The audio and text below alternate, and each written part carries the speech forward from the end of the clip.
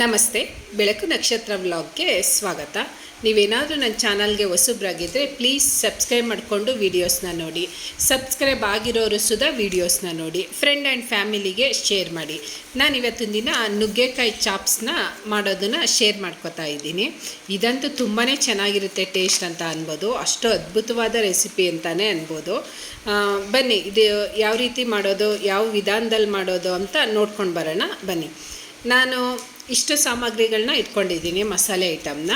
ಇದಕ್ಕೆ ಬೇಕಾಗಿರೋ ಮಸಾಲೆಗಳು ಚಕ್ಕೆ, ಲವಂಗ, ಏಲಕ್ಕಿ ಮತ್ತು ಶುಂಠಿ, ಮಟನ್ ಸಾಂಬಾರು ಪೌಡರು, ಮೆಣಸು, ಬೆಳ್ಳುಳ್ಳಿ, ಹಸಿಮೆಣಸಿನ್ಕಾಯಿ, ಕೊತ್ತಂಬರಿ ಸೊಪ್ಪು, ಒಂದು ಟೊಮೊಟೊ, ಒಂದು ಈರುಳ್ಳಿ, ಸ್ವಲ್ಪ ತೆಂಗಿನಕಾಯಿ ತೊಗೊಂಡಿದ್ದೀನಿ.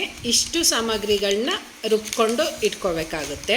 ಇಷ್ಟು ಸಾಮಗ್ರಿಗಳನ್ನ ತೊಗೊಂಡಿದ್ದೀನಿ. ಇದ್ರ ಜೊತೆಗೆ ನಾನು ನುಗ್ಗೆಕಾಯಿನ ಬಿಡಿಸಿ ಕಟ್ ಮಾಡಿ ಇಟ್ಕೊಂಡಿದ್ದೀನಿ.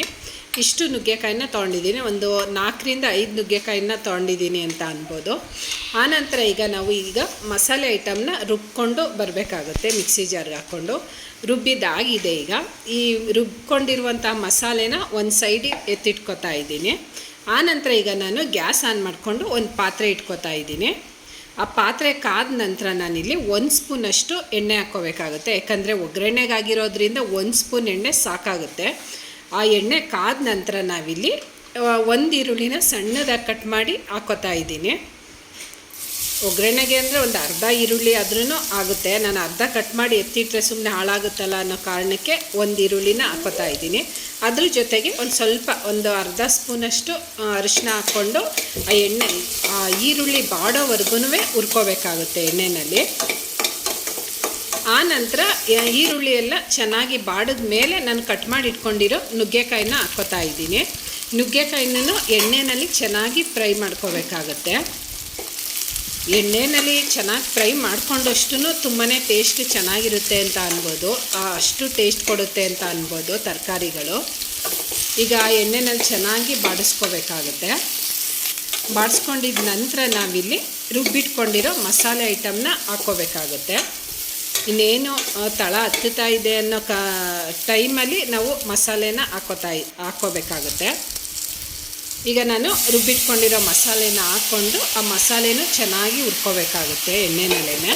ಯಾಕಂದರೆ ಹಾಗೇ ತಕ್ಷಣ ನೀರು ಹಾಕ್ಬಿಟ್ರೆ ಮಾಮೂಲಿ ಸಾಂಬಾರು ಸ್ವಲ್ಪ ಹಸಿ ಸ್ಮೆಲ್ ಬರೋದ್ರಿಂದ ಎಣ್ಣೆನಲ್ಲಿ ಆದಷ್ಟು ಸ್ವಲ್ಪ ನೀರು ಹಾಕ್ತಾನೆ ಹಾಗೆ ಹುರ್ಕೊಂಡ್ರೆ ತುಂಬಾ ಚೆನ್ನಾಗಿರುತ್ತೆ ಅಂತ ಅನ್ಬೋದು. ಅದು ಘಮ ಸ್ಮೆಲ್ ಬರೋವರೆಗೂ ಹುರ್ಕೋಬೇಕಾಗುತ್ತೆ.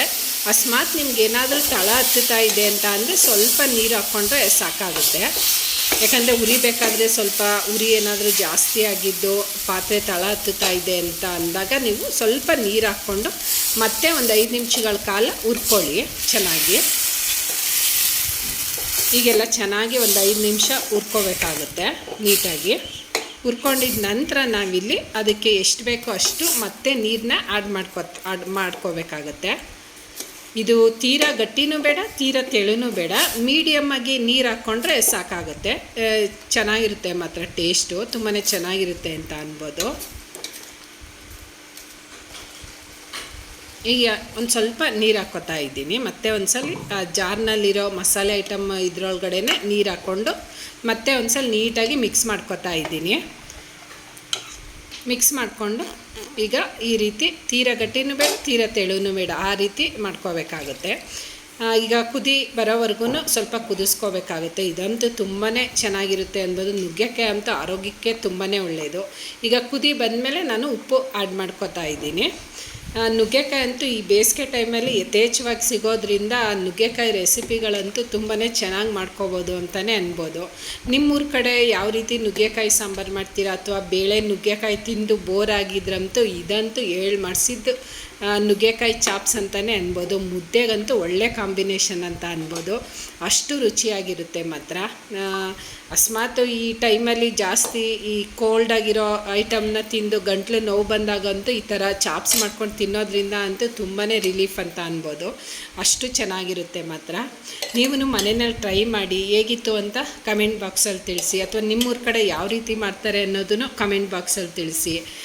ಮತ್ತು ನಿಮ್ಮ ಸಪೋರ್ಟ್ ಯಾವಾಗಲೂ ಹೀಗೆ ಇರಲಿ. ಆದಷ್ಟು ಫ್ರೆಂಡ್ ಆ್ಯಂಡ್ ಫ್ಯಾಮಿಲಿಗೆ ಶೇರ್ ಮಾಡಿ.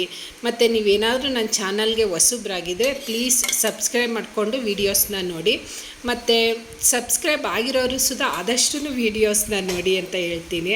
ಯಾಕಂದರೆ ಜಾಸ್ತಿ ಸಬ್ಸ್ಕ್ರೈಬರ್ ಆಗಿರೋರ್ಕಿಂತ ಆಗಿಲ್ಲದೆ ಇರೋರೇ ಜಾಸ್ತಿ ವೀಡಿಯೋಸ್ನ ನೋಡ್ತಾ ಇರೋದು, ಹಾಗಾಗಿ. ಮತ್ತು ಇವತ್ತಿನ ರೆಸಿಪಿ ನುಗ್ಗೆಕಾಯಿ ಚಾಪ್ಸ್ ಈ ರೀತಿ ಇತ್ತು. Thank you.